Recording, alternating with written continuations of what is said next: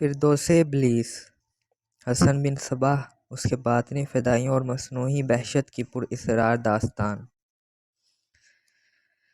لے ابن عطاش، جس حسن کے باپ نے اسے عبد الملک بن عطاش کے سامنے بٹھا کر کہا، یہ میرا ایک ہی بیٹا ہے، میں نہیں چاہتا کہ میرے مرنے کے بعد یہ گمنام ہو جائے، یہ اس سے زیادہ شہرت حاصل کرے جو میں نے حاصل کی تھی۔ ایک پہلو اپنی زندگی کا یہ بھی سامنے رکھ لے۔ علی ابن عطاش نے کہا، تو نے شہرت تو اتنی حاصل کی ہے کہ اس جگہ کے حاکم کے ساتھ بھی تیرا اٹھنا بیٹھنا ہے، لیکن یہ کوئی اچھی شہرت نہیں۔ شہرت تو ہے ابن عطاش۔ علی بن احمد نے کہا، میں کہتا ہوں یہ نام پیدا کرے، اچھا یا برا۔ بچے کو اندر لے آ۔ علی بن احمد نے اپنے بیٹے حسن بن صباح کو اندر لے گیا اور ابن عطاش کے سامنے بٹھا دیا۔ عبد الملک نے حسن کے سر سے دستار اتار دی اور اس کے سر پر اس طرح ہاتھ رکھا کہ اس کی انگلیاں حسن کی پیشانی پر تھی۔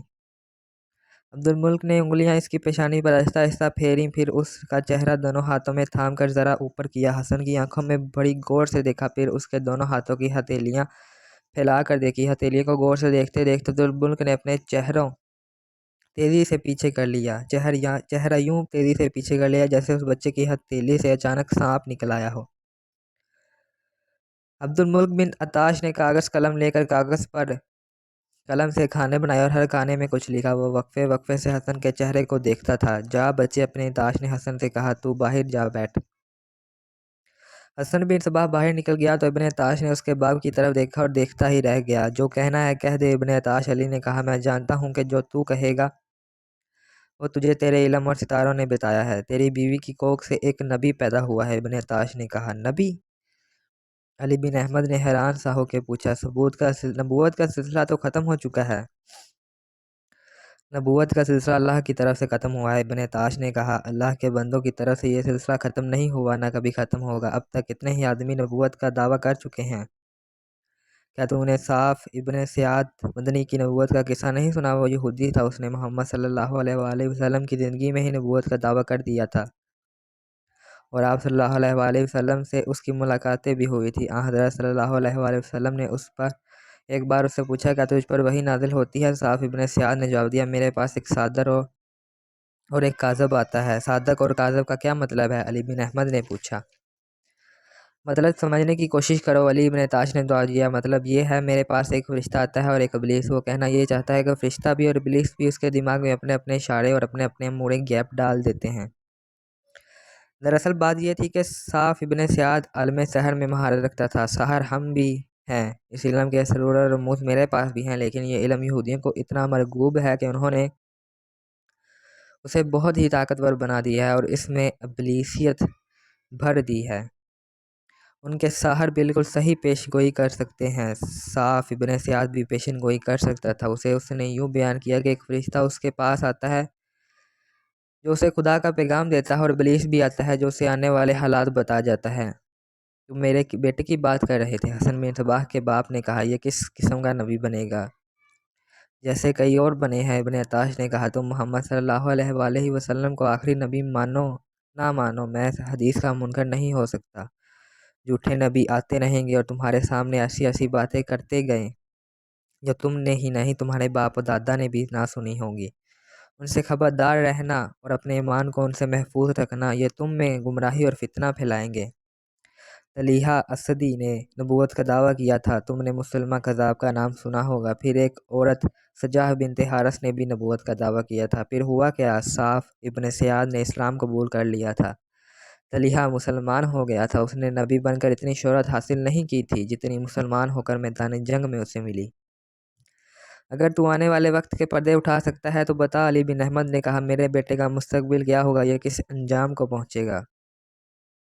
انسان کو اپنی فطرت انجام کو پہنچایا کرتی ہے۔ ابن عطاش نے کہا، انجام اچھا بھی ہو سکتا ہے، برا بھی، اس کا انسان کے اپنے اعمال پر ہے۔ اگر میں تیرے بیٹے کی آنکھوں میں عکس غلط نہیں دیکھ رہا تو یہ اتنی زیادہ طاقت کا مالک ہوگا کہ یہ جس کی آنکھ میں آنکھیں ڈال کر دیکھے گا وہ اس کے آگے سجدہ ریز ہو جائے گا، اور جس عورت پر نگاہ ڈالے گا وہ عورت اپنے آپ کو اس کی ملکیت میں دے دے گی۔ لیکن یہ طاقت نبیوں والی نہیں ہوگی بلکہ یہ ابلیسی طاقت ہوگی۔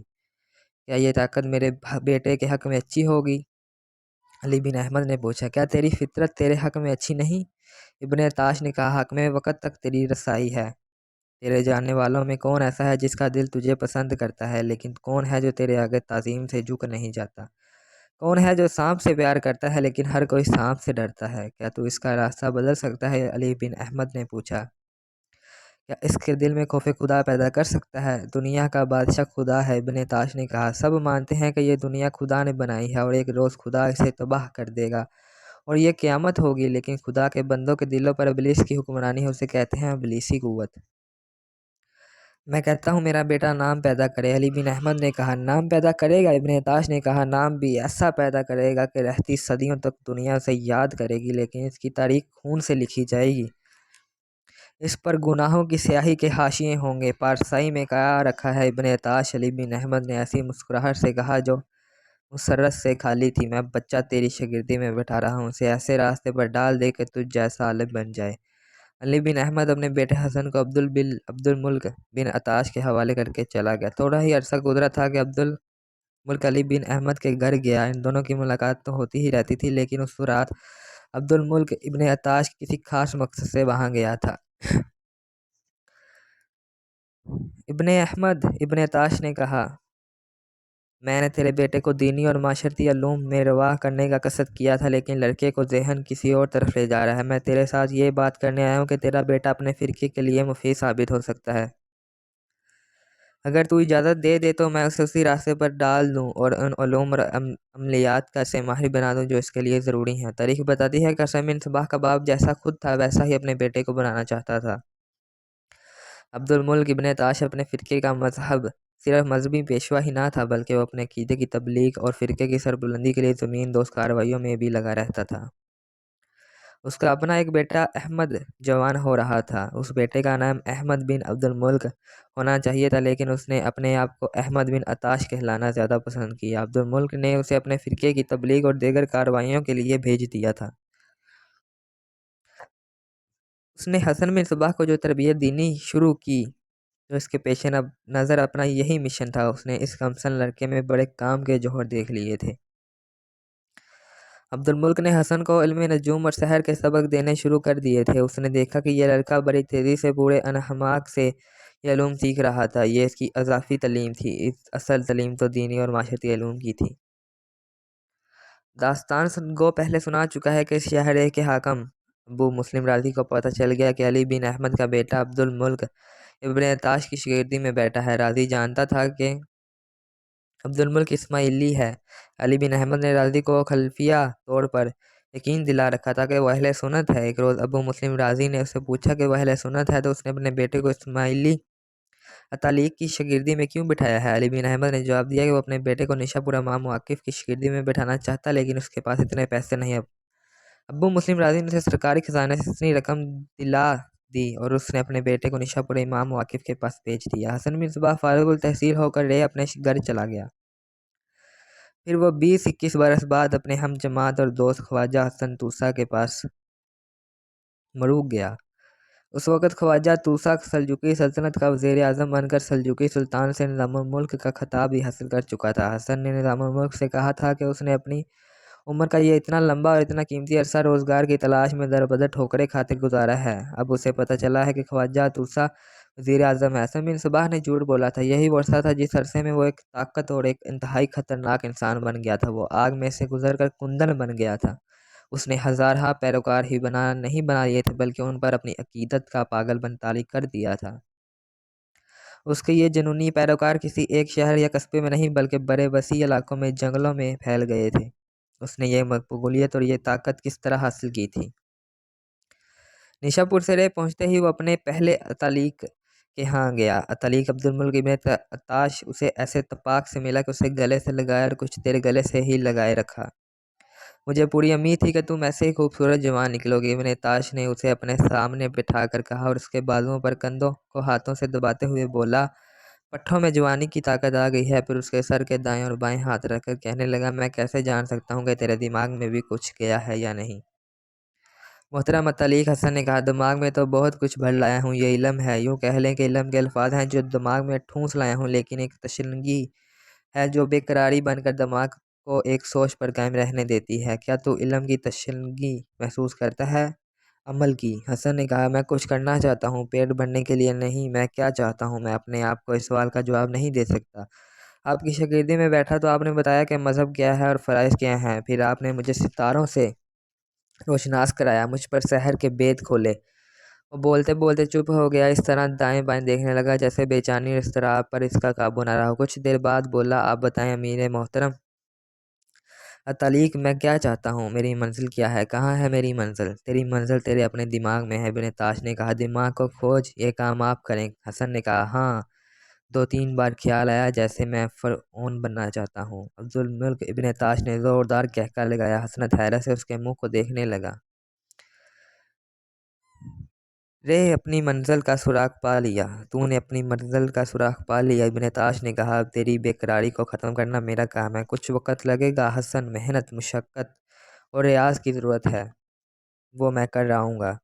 تیرے اندر ایک ایسی طاقت ہے جو ہر کسی میں نہیں ہوتی، یہی طاقت ہے جو تجھے بے قرار اور بے چین رکھتی ہے۔ تو اس کا تابع ہے لیکن تو اس سے ناآشنا ہے۔ اگر تو نے ایسے نہ ابھارا تو ایک دن تو اپنے ہاتھوں اپنا گلا گھونٹ لے گا یا اپنے ماں باپ کو قتل کر دے گا اور تیری گردن جلاد کے ہاتھوں کٹے گی۔ ہاں تالیق، حسن بن صباح نے کہا، آپ کے اس انکشاف نے میرے دل میں شمع روشن کر دی ہے۔ میں کچھ ایسا ہی محسوس کرتا ہوں کہ میں قتل کروں گا یا قتل ہو جاؤں گا۔ کیا آپ میری رہنمائی کر سکتے ہیں؟ صرف میں ہوں، ابن تاش نے کہا، میرے سوا اور کوئی نہیں جو تیری رہنمائی کر سکے۔ لیکن حسن، تجھے اپنے باپ سے اجازت لینی پڑے گی۔ مجھے کسی کی اجازت کی ضرورت نہیں میرے بزرگ اتالیق، حسن نے دو ٹوک لہجے میں کہا۔ میں یہ جانتا ہوں کہ وہ سیلابی دریا ہوں، میرے سامنے جو رکاوٹ آئی وہ تنکوں کی طرح بہہ جائے گی۔ یہ بھی سوچنے کی کہ میرا باپ کہاں کا زاہد اور پارسا ہے، اس نے عیاری اور مکاری میں شہرت پائی ہے، میری فطرت اس کے سانچے میں ڈلی ہے، مجھے بھروسہ ہے تو صرف آپ کی ذات پر۔ مورخ لکھتے ہیں کہ عبدالملک ابن تاش کو حسن بن صباح کے مستقبل کے ساتھ کوئی ایسی دلچسپی نہیں تھی، اپنی توجہ اور کاوشیں اس پر مرکوز کر لیتا۔ اس کی دلچسپی اپنے فرقے کی تبلیغ اور فروغ کے ساتھ تھی۔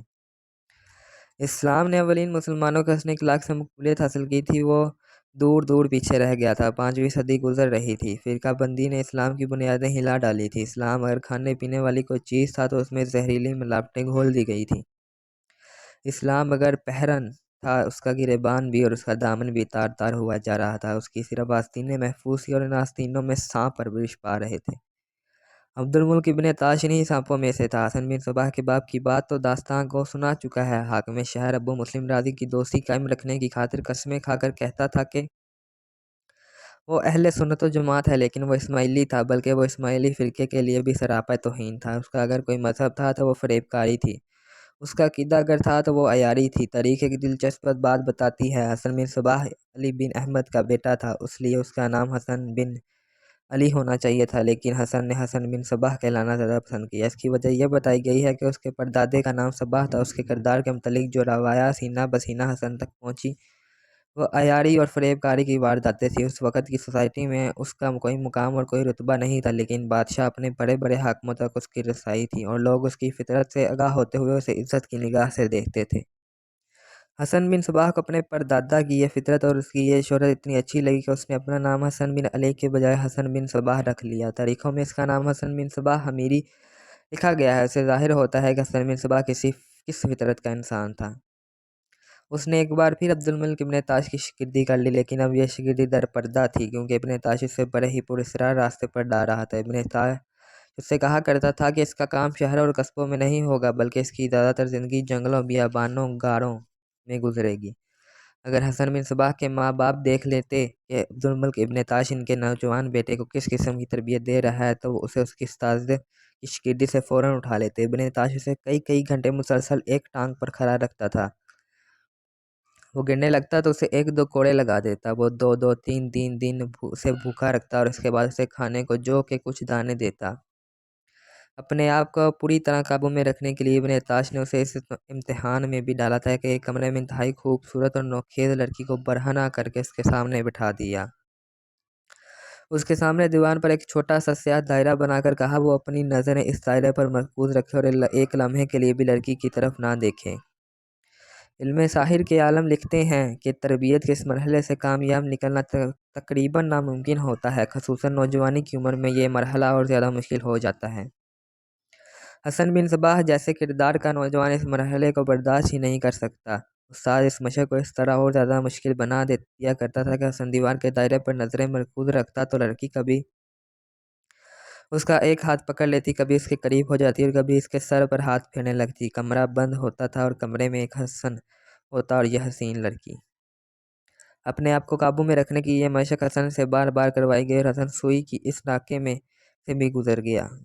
حسن کو معلوم نہیں تھا کہ اس کمرے کے دروازے کے ایک کوارٹر میں چھوٹا سا ایک سوراخ تھا جس میں اس کا استاد اسے دیکھتا رہتا تھا، تو ساری دنیا کو فتح کرنے کی طاقت اور صلاحیت رکھتا ہے۔ ایک روز عبدالملک ابن عطاش نے اسے خراج تحسین پیش کرتے ہوئے کہا، عورت میں اتنی طاقت ہے کہ وہ جابر بادشاہ کو تخت سے اٹھا کر اپنے قدموں میں بٹھا سکتی ہے۔ معلوم نہیں ابن امام مواقف نے تجھے ایسی کوئی کہانی سنائی ہے یا نہیں؟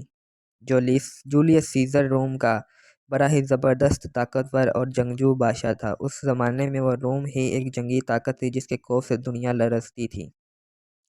جولیس سیزر نے مصر پر فوج کشی کی۔ اس وقت کلوپیترا مصر کی ملکہ تھی۔ اسے اطلاع ملی کہ روم کی فوج شہر کے باہر پہنچ گئی ہے۔ کلوپیترا نے جولیس سیزر کی طرف اپنا ایجی اس پیغام کے ساتھ بھیجا کہ وہ اس سے ملنا چاہتی ہے۔